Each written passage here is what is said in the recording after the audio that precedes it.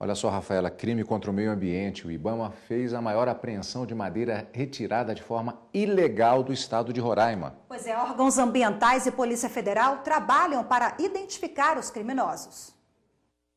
As imagens aéreas e as fotos feitas pelo IBAMA dão a noção da quantidade de árvores retiradas pelos criminosos.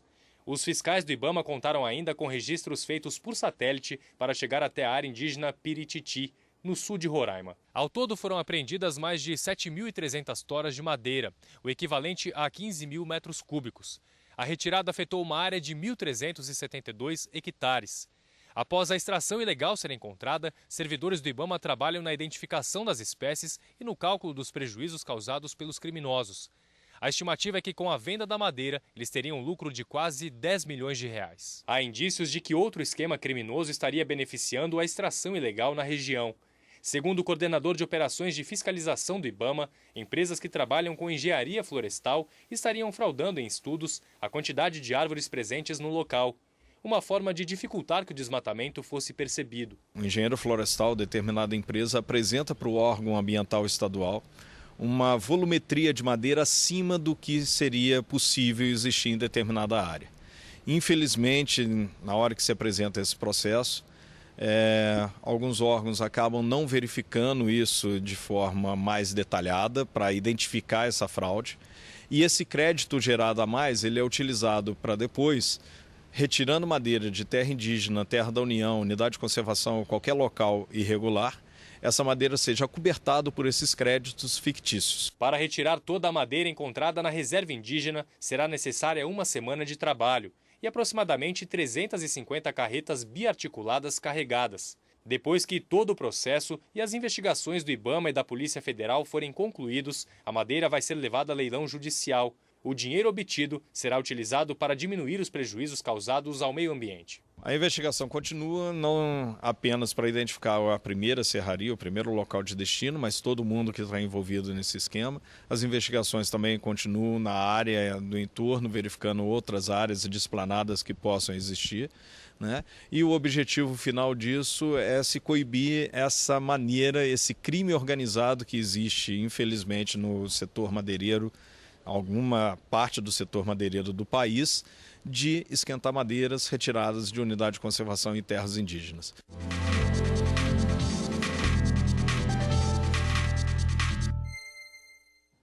Para falar mais sobre o assunto, recebemos o advogado Nelson Buganza, especialista em direito ambiental. Antes de mais nada, muito boa tarde, doutor, pela presença aqui. Boa tarde, Cadu. Obrigado, Rafaela, por me receberem aqui novamente. Sempre bem-vindo. Doutor, essa é uma situação persistente no nosso país, que inclusive é um país marcado exatamente pela exuberância da sua natureza e, paradoxalmente, pelos crimes ambientais. O que acontece? As punições são brandas?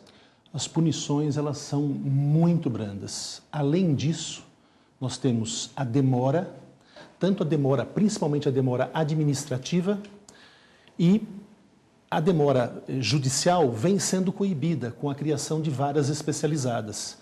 Mas nós temos aí um calcanhar de Aquiles muito grande, que é os processos administrativos, que não andam. E, claro, prescrevem. As multas prescrevem em 5 anos. Um processo parado no IBAMA, sem decisão alguma, em 5 anos, ocorreu o que nós chamamos de prescrição intercorrente. Então, esse é um problema grave. Quer dizer, o risco acaba valendo a pena para as pessoas que incorrem nesse tipo de crime. Eu posso garantir uma coisa para você, Cadu, para você, Rafaela. O risco vale a pena. Esse é um crime que compensa, em função até de outras situações que nós vemos, a chamada falência do material humano. Pessoas despreparadas, infelizmente, nós temos muito isso dentro da administração pública, pessoas despreparadas que se julgam autoridades, e esse é um grave problema. Agora mudar esse cenário, então, que é um cenário triste, né, e da vergonha, imagino, para o Brasil, no cenário internacional, um cenário vergonhoso, né, e muito triste. Como mudar essa questão aqui no Brasil? Os desafios são inúmeros, eu imagino. Os desafios, eles são inúmeros, porém nós não podemos ficarmos parados, né? Nós temos que, exatamente, estender essa luta em outras esferas, principalmente no Poder Judiciário e também no Ministério Público. Eu gostaria de destacar um ponto que hoje é muito comum se falar de Lava Jato, Mas se nós formos analisar a forma como é feita, principalmente a questão das DOFs, que são as autorizações para corte de madeira, nós vamos ver aí enormes rios de lama, comparados até a Lava Jato. Tem até uma questão que você estava explicando, que quem produz a madeira pode exportar. Nós temos esse detalhe aí também, né? Nós temos um vácuo, a lei produziu um vácuo na realidade. Lá no seu artigo 46, ela não fala de produção, ela fala de recebimento da madeira. A lei é falha, mas nós temos que coibir esse tipo de coisa. Ou seja, quem produz... Vamos pensar numa situação atípica, né? Uma produção que a pessoa não tenha a licença para comercializar. Ela corrompe, e isso eu não estou aqui fazendo nenhuma apologia, mas isso é muito comum ocorrer, uma corrupção e consegue essa licença. Doutor, há muitas perguntas que eu gostaria de fazer ainda, gostaríamos de fazer, inclusive sobre o impacto da tecnologia, que dá uma pauta à parte, mas infelizmente o nosso tempo está esgotado. Também, tráfico de animais. Sério. Problema seríssimo. Veja só, a pena por um tráfico ou para mesmo maus tratos.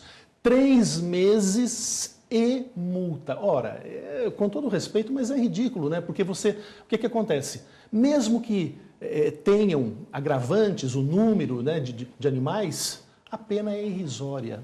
Vamos falar mais sobre direito ambiental. Com certeza. Obrigado pela participação mais uma vez e até a próxima. Eu que agradeço, eu fico até contente porque nós precisamos, na realidade, alimentar as gerações futuras. E tá? falar sobre esse assunto. Falar né? sobre esse assunto. Obrigada. Obrigado.